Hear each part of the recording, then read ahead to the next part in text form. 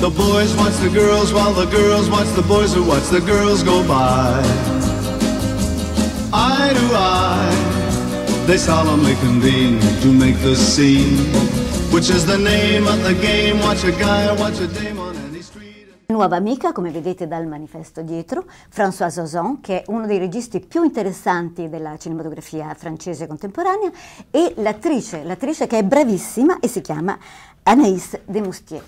Pardon, j'ai regardé parce que j'ai toujours peur de me tromper. Alors, Monsieur Ozon, votre nouveau film, le tout nouveau film, avec un tout petit peu de Hitchcock et beaucoup de Ozon. C'est un film très très très beau. Est-ce que vous voulez en parler? Oui, c'est un film que je rêvais de faire depuis longtemps parce que c'est inspiré d'une nouvelle de Ruth Rundle que j'ai lue il y a une vingtaine d'années et que j'ai depuis 20 ans envie d'adapter. Et en fait, la nouvelle est assez sombre puisqu'elle se termine par un meurtre. Et en fait, moi, j'ai voulu raconter une histoire d'amour, donc j'ai un peu transformé l'histoire originale. C'est très très bien, moi je l'ai très aimé. Et l'histoire d'Amélie, c'est rien. Vraiment rien à comparaison de ça. Je le trouve beaucoup Pourquoi plus l'histoire intelligent. Amélie, oui. Amélie qui Amélie. Adèle, l'histoire d'Adèle. Ah, Adèle, la vie d'Adèle. Et alors, la vie d'Adèle. Moi, je ne l'ai pas aimée, alors je me trompe quand même dans les titres. Ah, oui. Et vous, mademoiselle Anaïs, vous avez un rôle extraordinaire. C'était difficile? Oui, c'était un petit peu difficile parce que c'est un des personnages un petit peu complexes, donc c'était intéressant.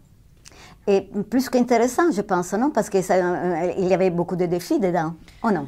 Oui, moi ce qui m'a plu, c'est que c'est une histoire d'amour avant tout, et une histoire d'amour très particulière, l'histoire d'amour qui est propre à ce film-là et à aucun autre film. Et donc on a peu l'occasion, en tout cas quand on est actrice, de jouer une histoire d'amour avec un homme qui se travestit. Donc mon personnage tombe amoureux d'une créature, un homme moitié femme, et c'était très intéressant à faire. Et pour vous, d'écrire Virginia, c'était intéressant? C'était un personnage qui se transforme. Et souvent dans mes films, il y a le thème de l'identité et des personnages qui cherchent leur identité sexuelle, leur identité amoureuse. Et là, ce qui était intéressant, c'est que ces deux personnages se cherchent, aussi bien le personnage de Virginia que le personnage de Claire. C'est-à-dire qu'après la mort du personnage de Laura, tous les deux vont se faire du bien ensemble et ils vont se transformer, vont s'aider. Et ils vont tomber amoureux l'un de l'autre. Donc c'est ça ce que je voulais raconter, l'évolution de ces deux personnages en parallèle à partir d'une situation dramatique qui est la mort de leur ami. François, pour vous, ce qui vous fascine dès que je vois, c'est d'écrire les 1000 identités et contradictions qu'il y a dans l'être humain, c'est ça? Oui, j'aime la complexité. J'aime quand les choses ne sont pas noires ou blanches, mais qu'elles sont plus complexes, plus colorées. Et je trouve toujours intéressant de montrer les circonvolutions d'un personnage. Par exemple, le personnage de Claire, au début, est effrayée, elle est même dégoûtée par Virginia. Et puis petit à petit, elles vont s'amadouer l'une l'autre, elles vont prendre du plaisir à être ensemble. Et il y a une espèce de fascination qui va naître, plus une histoire d'amour. Donc c'est ça qui est intéressant, c'est d'amener le spectateur d'un point A à un point Z, en traversant plein d'émotions différentes. C'est ça.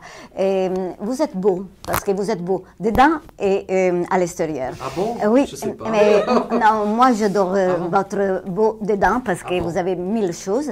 Mais je voulais savoir, vous étiez quand même modèle avant de commencer avec la mise en scène. Est-ce que vous gardez quelques souvenirs de... Non, c'était quand j'étais enfant. Ah bon. Quand j'étais enfant, comme ça? Oui, j'étais tout petit. Oui. Une dame a abordé ma mère dans la rue en lui demandant: est-ce que votre fils veut faire des photos pour des publicités? Et comme moi j'avais envie de gagner de l'argent, enfant, j'avais envie de faire des choses, je l'ai fait. Voilà, donc c'était une expérience. Mais quand mes copains à l'école, au moment de 13-14 ans, m'ont vu en slip dans les magazines, genre Les Trois Suisses, La Redoute, j'ai dit j'arrête tout. Voilà, j'ai tout arrêté. Et pour vous, Anaïs, pas un passé de modèle?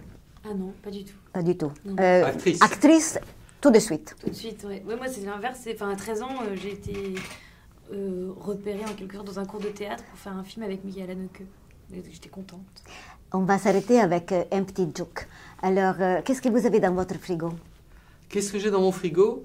Je pense que j'ai dans mon frigo du Coca, Coca zéro, parce que c'est ma drogue. Et puis, qu'est-ce que j'ai d'autre? Je pense que j'ai du parmesan, parce que j'adore le parmesan. Je pense que j'ai du jambon cru et des yaourts au lait de chèvre. Et pour vous, Anaïs? Moi, j'ai rien, je ne sais pas cuisiner, donc je n'ai rien dans mon frigo. Je vais tout le temps au restaurant. Dernière question sur votre table de chevet. Qu'est-ce que Sur ma table de chevet, j'ai des livres. J'ai beaucoup de livres. Et vous? Moi aussi. Un livre et puis mon téléphone. Vive la culture. Merci. Ciao, merci. Ciao. Merci.